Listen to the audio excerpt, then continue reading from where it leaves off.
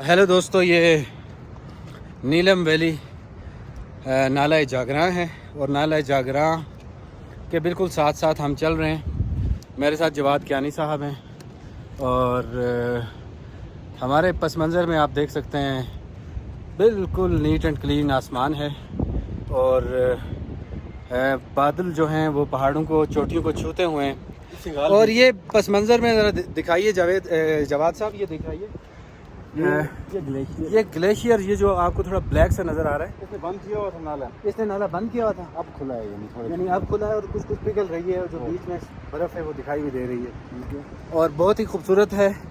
ये हर साल, जवाद कियानी साहब का कहना है कि हर साल ये पानी अपना कोर्स बदलता है। नदी में हम थोड़ा साइड से, घरों के साइड से गुजरते थे ना, अच्छा, क्योंकि तब पानी इसमें इस जगह से आ रहा था। अच्छा, इस साल बिल्कुल चेंज हो गया, बिल्कुल अपनी दाईं साइड में शिफ्ट हो गया। अच्छा, ठीक है, तो ये लोग थोड़ा सफ़र करते हैं, नाला इधर उधर हो जाता है। अच्छा। ये मेरे पस मंज़र में आप देखें, ये पहाड़ हैं, बड़ी रॉक्स हैं, जंगल भी है और पास्चर्स भी हैं ग्रीन।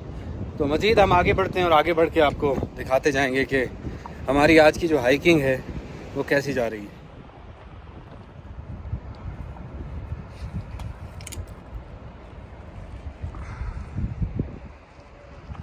नाले के बिल्कुल करीब एक क्रिकेट टूर्नामेंट हो रहा है, बड़ी तादाद में तमाशाई भी मौजूद हैं और बहुत ही खूबसूरत मंज़र है। क्रिकेट मैच जारी है और ये टूर्नामेंट है और इसका नाम है ग़ुलाम रब्बानी शहीद क्रिकेट टूर्नामेंट। बहुत ही शानदार माहौल में ये टूर्नामेंट हो रहा है, बिल्कुल जागरा नदी के किनारे।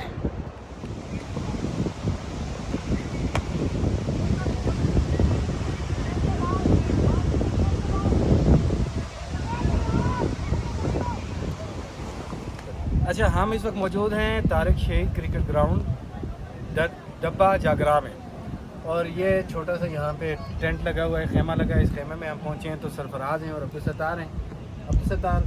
सरफराज और अब्दुल सत्तार ने हमें ताज़ा दही पेश किया है यहाँ पे। मैं और कियानी साहब आपने टेस्ट किया है दही, कैसा है? बहुत अच्छा, घर का होता है उसी तरह, जैसे घर का होता है, बहुत ही आला। और हमारे पस मंज़र में जो है अगर दिखा सकें तो टूर्नामेंट हो रहा है और ये काफ़ी बड़ा टूर्नामेंट है, बहुत बड़ी तादाद में प्लेयर यहाँ पे और अभी ये टूर्नामेंट आज ही शुरू। अब हम यहाँ पे मुख्तसर से स्टे कर रहे हैं, उसके बाद हमने आगे अपने ट्रैक पे जाना है। जो ग्राउंड है डब्बा जागरा, वहाँ से अब आगे की तरफ हमारा सफ़र शुरू हो चुका है और बहुत अच्छा व्यू है और कुछ लोग भी जा रहे हैं, लेकिन बहुत ही अच्छे मनाज़र हैं। बादल हैं ऊपर और धूप छाँव का आलम है और चलना भी काफ़ी अच्छा लग रहा है। धूप अभी तेज़ नहीं है और हवा जो है उसके अंदर कुछ खुनकी सी है और हमारे पहलू में जागरा नदी बह रही है, तो काफ़ी अच्छा एक्सपीरियंस है। अच्छा जी, ये जो पीक बीच में दिखाई दे रही है, दो पहाड़ी रेंज के बीच में, जिसके ऊपर ग्लेशियर्स है। मैं इसे करीब करके आपको दिखाता हूँ। कियानी साहब, इसका क्या नाम है? थुड पीक हम कहते हैं। थुड पीक। तो इसमें ये कि इसको सर्वे किया था ना ब्रिटिश ने, जी 200 साल पहले, जी। उसमें उन्होंने इसका पॉइंट जो है ना थुड लिखा हुआ। अच्छा, थुड पीक है जी। ऐसा मैक्सिमम हाइट है ना 16,000 तक। ओके, 16,000 तक मैक्सिमम हाइट है यहाँ पे और इसे थुड पीक कहते हैं और हम इसकी जानिब बढ़ रहे हैं अभी।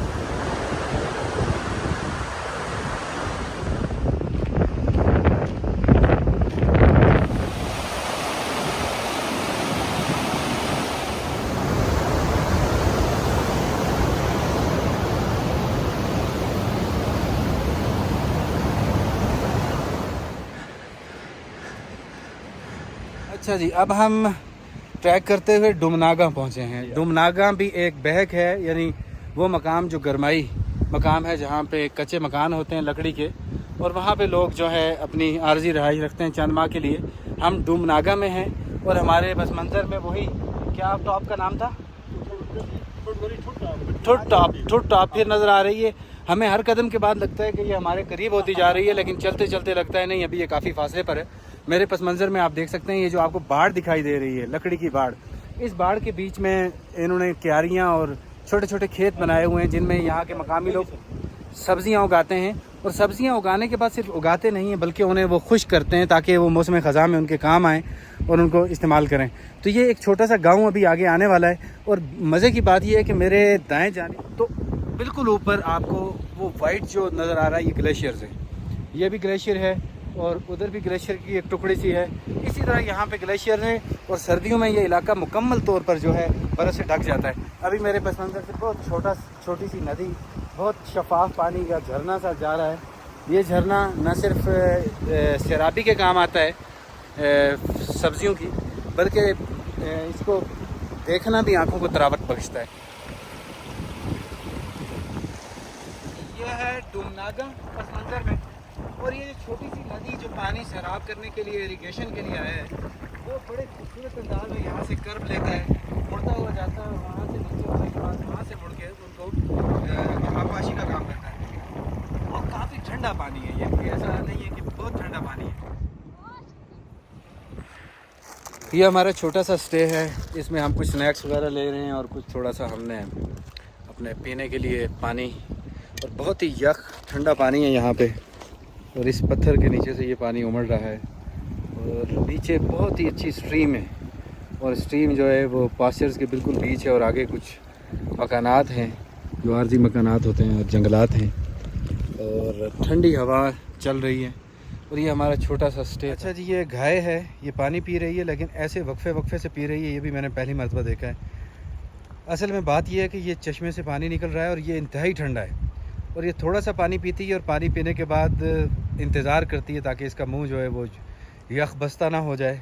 फिर जब इसके मुंह का टेम्परेचर ज़रा नॉर्मल होता है दोबारा से ये 1-2 घूंट लेती है और उसके बाद दोबारा थोड़ी देर के लिए ये वक्फ़ा करती है। तो सांस लेकर पीना इंसानों के यहाँ तो सुना था, लेकिन अब जानवरों में भी मैंने सांस लेकर पीना देख लिया है।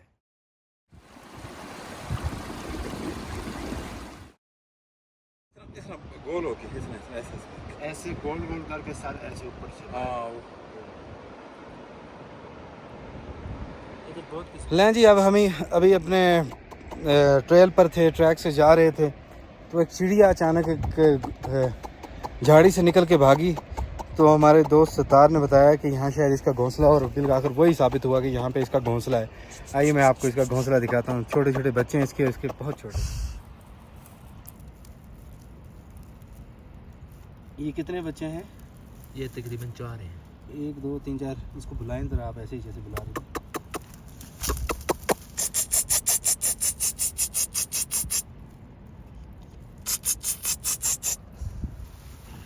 ये झाड़ी के नीचे इसका घोंसला है और इसके बच्चे भी हैं। ये भी हमारी आज की दरियाफ्त है। और व्यू कुछ ऐसा है, बड़ी चट्टान है और आगे हम मज़ीद पहाड़ की जानिब बढ़ते ही जा रहे हैं।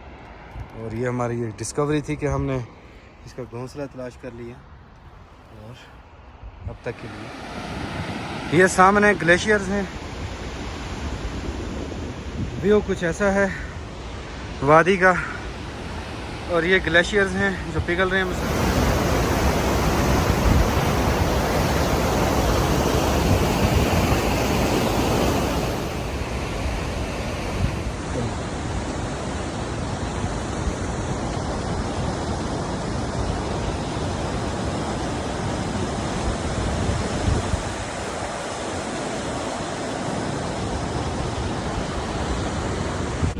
लें जी, ये एक छोटा सा स्टॉप है। इस जगह का नाम क्या है?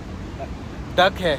शायद डक इसलिए है कि जो नदी आ रही है उसके सामने किसी ज़माने में सैलाब ने या किसी कोई रुकावट पैदा की तो ये डक बना। तो यहाँ पे हम ज़रा कुछ थक चुके हैं तो एंटीऑक्सीडेंट ले रहे हैं कुछ। ये कैल्सी है और ये जवाद ज्ञानी साहब की सजेशंस पर ले रहे हैं कि ताकि हम थोड़ी सी एनर्जी हमारे अंदर आ जाए। और क्योंकि हम जो बुलंद चाहते हैं, मेरे ख्याल में 9000 से ऊपर हैं हम। 9,500 सतह समंदर से हम बुलंदी पे चले गए हैं। और अब ज़रा ऑक्सीजन की कमी थोड़ी महसूस होती है। और जवाद साहब ने अपने लिए कुछ ये पानी में बनाया हुआ है टैंक वगैरह, और ये भी है। और वो आपको, मैं नाम भूल जाता हूँ उसका, ठोड पीक जो है वो आपको 2 पेड़ों के बीच से दिखाई देती है। अब हम उसके काफ़ी करीब पहुँच चुके हैं और हमारा सफ़र अभी जारी और सारी है। अच्छा, ये एक जड़ी बूटी है, इसको केरी कहते हैं, लोकल नेम। ये अभी मेरे पाँव से टकराई है। बाद में इसको कंडियारी कहते हैं। कंडियारी, अच्छा ये कहते हैं केरी। ये मेरे पाँव से टकराई और शदीद जलन और ऐसा मच्छर वगैरह काट देते हैं। मच्छर काट रहे हैं, ये कांटे चुभ रहे हैं।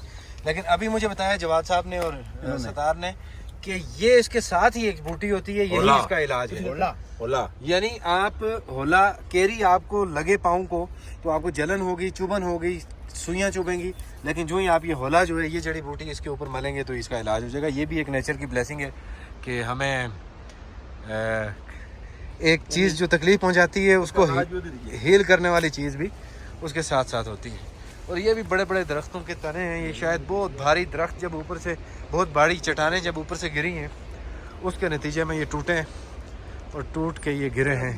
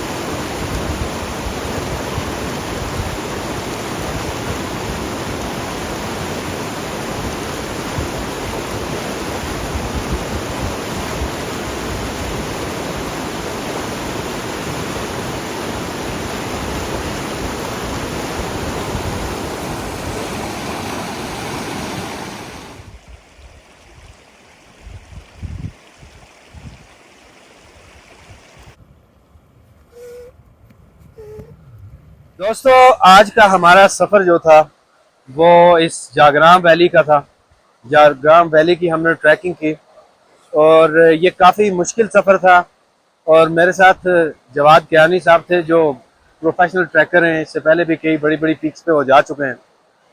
काफ़ी मुश्किल था ये सफ़र, लेकिन हमने अपने हिम्मत और हौसले का साथ नहीं छोड़ा और हम आज अपनी जो फाइनल डेस्टिनेशन थी आज की हाइकिंग की, आज की इस ट्रैकिंग की, हम वहाँ पहुँच चुके हैं। और इस जगह का नाम है पतलियाँ। पतलियाँ बहक भी कहते हैं इसको। यहाँ पे भी आरजी घर बने हुए हैं जो मौसम की जब मौसम गर्मा आता है तो नीचे जो गांव के लोग होते हैं देहात के वो यहाँ पे आके रहते हैं। और ये यहाँ पहुँच के हमें बिल्कुल ऐसे फील हो रहा है कि जैसे हमारी जो मेहनत थी उसकी कीमत वसूल हो गई है। बहुत ही खूबसूरत पास्चर है, सरसब्ज़ो शादाब, बीच में जानवर हैं, घोड़े चल रहे हैं और घोड़े आपस में अटकेलियाँ करते हुए दिखाई देते हैं। और हमारे पस मंजर में इसका क्या नाम था? थुड पीक। मैं बार बार भूल जाता हूँ इसका नाम, थुड पीक। इसके बारे में कुछ बताइए ना कि इसके उस जानिब क्या है? ये थुड पीक है, इसके साथ दो पासेस है ना। अच्छा, एक कच्छ पास है हाँ, और एक थुड पास है। अच्छा, यानी जो ब्रिटिश सर्वे में जो अच्छा, मैंने पढ़ा है ना, अच्छा, ठीक है। तो मुझे नहीं पता लोकल इन्होंने क्या नेम रखे हुए। तो ये दोनों आपको एक अच्छा, यानी मलका पर्वत के सामने से उतारता है आपको नीचे। तो मलका पर्वत जो ये कागान वैली की सबसे ऊंची चोटी है। अच्छा, यानी कि यहाँ से हम अगर कागान जाना चाहें हम तो जा सकते हैं। तो एक पास ये भी पुराना पास है, शखारा पास है ना। ये सीधा आपको इसके साथ एक पैरेलल वैली है कागान वैली की ना, मनोर वैली, उसमें जाके उतार देता है। नीचे वहाँ पे नीचे गाँव भी है शखारा, अच्छा, उधर उतारता है। और ये जो नाला है ये शखारा नाल है। और आज जून की 8 तारीख है। नीचे का मुल्क के जो ज़ेरी इलाके हैं वहाँ शदीद गर्मी है, लेकिन यहाँ पे ग्लेशियर्स आप देख सकते हैं इस पहाड़ पे, शिखारा पे भी, वो देखें। और हमारे बाएं जानिब भी ग्लेशियर्स जो हैं वो दिखाई देते हैं। ये ग्लेशियर्स हैं, ये आहिस्ता आहिस्ता पिघल रहे हैं। और कुछ चश्मे भी जो हैं जो ग्लेशियर का पानी पिघलने के बाद नीचे आते हैं और नीचे आने के बाद ये इस नदी में शामिल होते हैं। और नदी का पानी अगर मैं आपको बताऊं इतना ठंडा है, इस नदी के पानी में अभी मैंने पाँव रखने की कोशिश की थी। आप 6 से 7 सेकंड से ज्यादा इसमें पाँव नहीं डाल सकते, पाँव नहीं रख सकते। तो अब सूरज चूंकि गुरूब हो गया है, सूरज को गुरूब हुए 2 से 3 मिनट हो चुके हैं और हम अपनी फाइनल डेस्टिनेशन पर मौजूद हैं।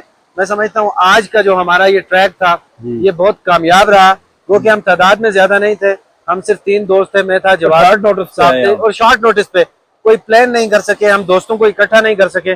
और चूंकि इसके बाद भी हमें कुछ काम था, इससे पहले भी कुछ काम था, तो इसके बीच में हमने ये फुर्सत का लम्हा जो है इसे अवेल करने की कोशिश की। कितने किलोमीटर बन गए नीचे? और हमारे स्टेप्स जो बने हैं, जहाँ से हमने चलना शुरू किया है शाल से, वहां से यहाँ तक जो स्टेप्स बने वो तकरीबन 16,000 से ऊपर स्टेप्स बने। इधर की एलिवेशन 10,000 है।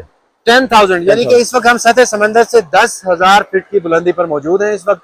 और जो किलोमीटर्स में अगर हमारा शॉर्ट रास्ता निकाला जाए तो वो लगभग 11-12 किलोमीटर के लगभग लगता है। वो रास्ता है शॉर्ट, जो हम बीच में फायर ट्रैक्स भी आते हैं, बीच में प्लेन भी आता है, और बीच में ऐसा है कि बाज़ जगह आपको पथरीले ट्रैक पे भी चलना पड़ता है आपको, क्योंकि यहाँ पे मुख्तलिफ मौसमी असरात के नतीजे में ग्लेशियर्स आते हैं, तो ये तब्दीली होती रहती है। आपने इससे पहले भी देखा है यहाँ पे क्या तब्दीली आई? पहले भी आया उस वैली में, पहले भी यानी ज़लज़ले से पहले आया था, तब इस इलाके की ज्योग्राफी बिल्कुल डिफरेंट थी। ठीक है, तो अब यह है कि इसका कैचमेंट एरिया बहुत बड़ा है इस नाले का ना, क्योंकि इसके पीछे 2-3 वैलीज है, छोटी छोटी सब वैलीज है ना।